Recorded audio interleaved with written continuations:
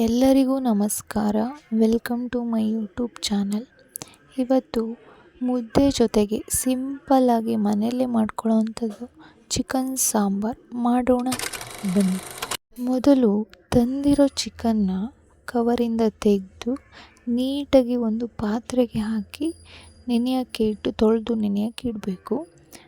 Next sambar ಖಾರಕ್ಕೆ ಸ್ವಲ್ಪ ಈರುಳ್ಳಿ, ಸ್ವಲ್ಪ ಬೆಳ್ಳುಳ್ಳಿ, ಸ್ವಲ್ಪ ಶುಂಠಿ, ನೆಕ್ಸ್ಟು ಅದ್ರ ಜೊತೆಗೆ ಅವೆಲ್ಲನೂ ಜಾರ್ ಒಳಗಡೆ ಹಾಕಿ, ಅದಾದಮೇಲೆ ಅದ್ರ ಜೊತೆಗೆ 1 ಸ್ಪೂನ್ ಅರಿಶಿನ ಹಾಕಿ, ಸ್ವಲ್ಪ ನೀರು ಹಾಕಿ ಅದನ್ನು ಪೇಸ್ಟ್ ಮಾಡ್ಕೋಬೇಕು. ಈರುಳ್ಳಿ ಬೆಳ್ಳುಳ್ಳಿ ಪೇಸ್ಟ್ ಅಂತ ಏನು ಕರಿತೀವಿ ಸಾಂಬಾರಿಗೆ, ಅದನ್ನು ಮಾಡ್ಕೋಬೇಕು. ಅದನ್ನು ಮಾಡ್ಕೊಳ್ಳೋಣ ಬನ್ನಿ. ಅದು ಮಾಡ್ಕೊಂಡಾದಮೇಲೆ ಅದ್ರದ್ದು ಪೇಸ್ಟ್ ಆಗಿರುತ್ತೆ.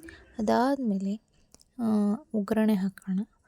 ಕುಕ್ಕರ್ ಇಟ್ಟು ಅದಕ್ಕೆ ಸ್ವಲ್ಪ ಎಣ್ಣೆ ಹಾಕಿ ಈಗ ಹಾಕ್ತಿದ್ದೀನಿ ನೋಡಿ. ಹಾಕಿ ಆದಮೇಲೆ ಅದು ಬಿಸಿ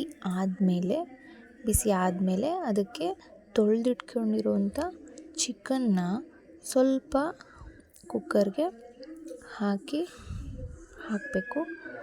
ಹಾಕಿ ಆದಮೇಲೆ ಅದು ಪೂರ್ತಿ ನೀರು ಚಿಕನ್ನಿಂದ ಸೀಬೇಕು, ಅಂದರೆ ಪೂರ್ತಿ ಚಿಕನ್ನಿಂದ ನೀರು ಬಿಟ್ಕೋಬೇಕು. ಅದಕ್ಕೆ ಸ್ವಲ್ಪ ಉಪ್ಪು ಹಾಕಿ ಸ್ವಲ್ಪ ಬಾಡಿಸ್ಬೇಕು. ಚೆನ್ನಾಗಿ ಅದು ಬೇಯಬೇಕು. ಇದು ಮೂಳೆ ಕೋಳಿ ಆಗಿರೋದ್ರಿಂದ ಚೆನ್ನಾಗಿ ಬೇಯಬೇಕು. ಅದು ಬೇಯಿಸ್ಬೇಕು. ಚೆನ್ನಾಗಿ ಬೇಯಿಸಿ ಚೆನ್ನಾಗಿ ನೀರು ಬಿಟ್ಕೋಬೇಕು. ನೋಡಿ, ನೀರು ಬಿಟ್ಕೋತಿದೆ.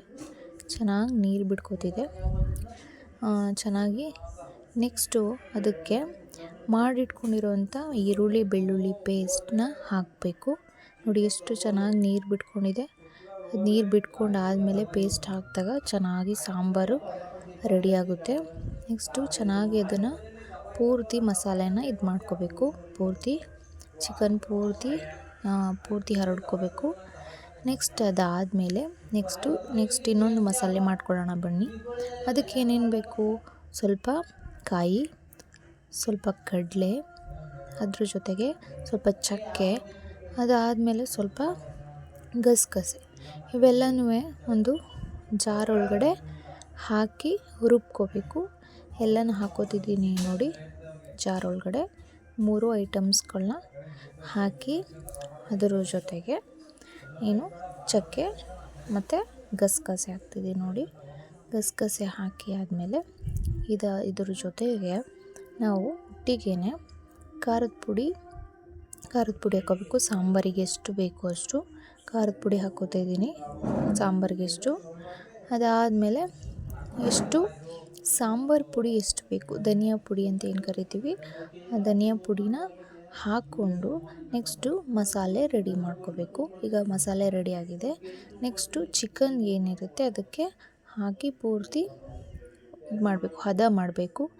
ಹದ ಆದಮೇಲೆ ಇದಕ್ಕೆ ಸಾಂಬಾರಿಗೆ ಒಂದು powder, chicken masala powder, Teju masala powder ಅಂತ ಏನು ಕರಿತೀವಿ, ಅದನ್ನು ಒಂದು ಪೂರ್ತಿ ಪ್ಯಾಕೆಟ್ ಹಾಕಿ ನೆಕ್ಸ್ಟು ಅದನ್ನು ಸಾಂಬಾರು ಹದ ಮಾಡಿ ಪೂರ್ತಿ ಕರೆಕ್ಟಾಗಿದೆಯಾ ಅಂತ ನೋಡಿ ಸ್ವಲ್ಪ ಉಪ್ಪು ಹಾಕಿ ಮುಚ್ಚಳ ಹಾಕಿ ಕುಕ್ಕರ್ದು ಮುಚ್ಚಳ ಹಾಕಿ ವಿಷಲ್ ಹಾಕಿ ನೆಕ್ಸ್ಟ್ ಅದನ್ನು ಕೂಗ್ಸೋಕ್ಕೆ 2 ವಿಷಲ್ ಕೂಗಿಸ್ಬೇಕು. ಇದು ಸಾಂಬಾರಿಗೆ 2 ವಿಷಲ್ ಕೂಗಿಸಿ ಆದಮೇಲೆ ಬಿಸಿ ಚಿಕನ್ ಸಾಂಬಾರು ಮುದ್ದೆ ಜೊತೆಗೆ ಸವಿಯಲು ಸಿದ್ಧ. ಇದೇ ರೀತಿ ನಿಮ್ಮ ಮನೇಲೂ ಟ್ರೈ ಮಾಡಿ, ಲೈಕ್ ಮಾಡಿ, ಶೇರ್ ಮಾಡಿ, ಸಬ್ಸ್ಕ್ರೈಬ್ ಮಾಡಿ ವಿಡಿಯೋ ಲೈಕ್ ಆದರೆ.